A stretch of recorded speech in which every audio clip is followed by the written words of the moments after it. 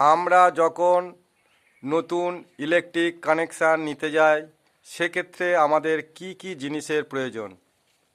WBACDCL এই কোম্পানির থেকে যখন আমরা নতুন কোনো মিটার নিতে যাই সেক্ষেত্রে কোম্পানি থেকে কি কি পাওয়া যায় এবং কি কি আমাদের নিজেদের কিনতে হয়।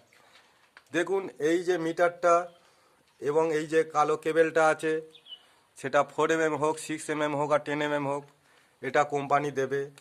বাকি জিনিসটা আমাদের কিনে নিতে হয়। সেটা কি? সেটা লাগে এই রকম একটা 32 অ্যাম্পিয়ারের পোর্সিলিন ফিউজ বা কড়ির ফিউজ, 2.5 তার, 2 গজ। আর কি লাগে? আর লাগে 12 ইঞ্চি বা 18 ইঞ্চি একটা কাঠ বা প্লাই বোর্ড, যেটা প্লাই বলে থাকি। আর কি লাগে? লাগে গুটকা, লাগে স্ক্রু। স্ক্রু যদি না দেওয়া হয় সরাসরি আমরা 1.5 ইঞ্চি থেকে 2 ইঞ্চি চায়না পেরেক দিয়ে 4টে কোণে আটকে দিতে পারি।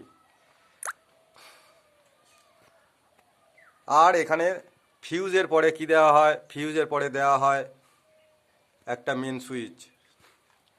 আমাদের তাহলে কি কিনতে হচ্ছে? একটা প্লাইবোর্ড, একটা পোর্সিলিন ফিউজ, 2.5 ওয়্যার, 2 গজ, কয়েকটা গুটকা, কয়েকটা স্ক্রু এই মেন সুইচটাকে আটকানোর জন্য। আর এর মধ্যে যে কানেকশানটা হয়, কানেকশানটা দেখে নিন। কানেকশানটা যেটা সার্ভিস কেবল এসেছে, এটা বাঁদিকে ফেস, ডান দিকে নিউট্রাল, কালোটা নিউট্রাল।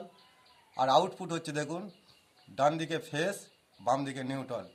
এই কাজটা পুরো অফিসের লোকেরা করবে। আর এর মেন সুইচের পরের থেকে যে কাজগুলো করবে এগুলো যে কোনো ইলেকট্রিশিয়ান করবে। আর দেখুন, এর মধ্যে মেন সুইচ দুরকম হয়। এটা 16 অ্যাম্পিয়ারের মেন সুইচ।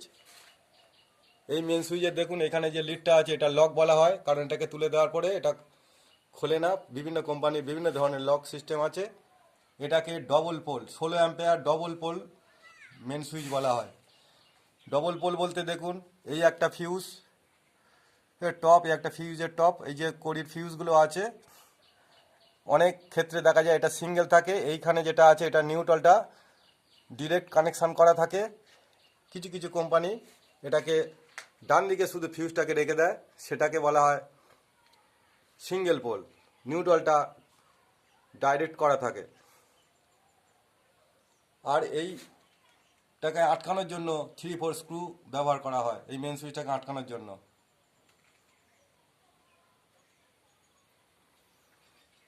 এই তারটাকে অনেকে ফ্লেক্সিবলের মধ্যে দিয়ে দেয়, কিন্তু এখানে ফ্লেক্সিবল দেওয়া হয়নি, এটা ওপেন টাইপ করা আছে। আর একটা জিনিস দেখুন, যে কোনো কারণে যদি মেন সুইচ বডি হয়, তার জন্য এখানে করা আছে একটা নাট। দেখুন, এটাকে লম্বা ডট ডট দিয়ে ছোট একটা পয়েন্ট করা আছে। এই একটা চিহ্নিত করা থাকে। এটা হচ্ছে আর্থিংয়ের পজিশান। যেহেতু এটা টিনের ঢাকনা, তাই জন্য এখানে আর্থিং দেওয়া হয়। আর্থিং ফর সেফটি, এটাকে সর্বদাই মাথায় রাখতে হবে আমাদের।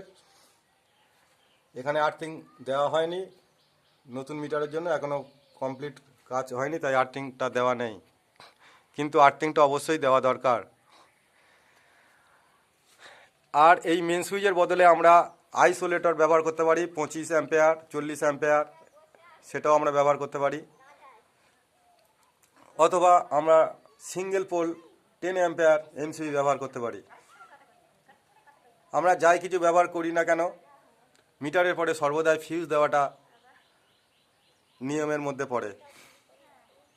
কারণ ওখানে যে ফেসটা কাটিং হয়ে যাচ্ছে, কোনো কারণে আমরা এই আউটপুটে কাজ করতে গেলে এই টপটাকে আমরা খুলে নিতে পারবো, নিলে লাইনটা ডিসকানেকশন হয়ে যাবে, এখানে হাত দিলেও আর কিছু হবে না, এদিকে কাজ করতে সুবিধা হবে।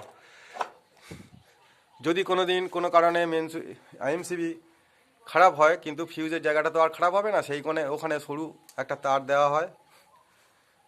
আমরা 1.5-এর সিঙ্গেল তার দিয়ে ফিউজটাকে ব্যবহার করতে পারি, অথবা আমাদের দোকানে বিভিন্ন অ্যাম্পিয়ারের তার পাওয়া যায়, সেই তার ব্যবহার করা উচিত।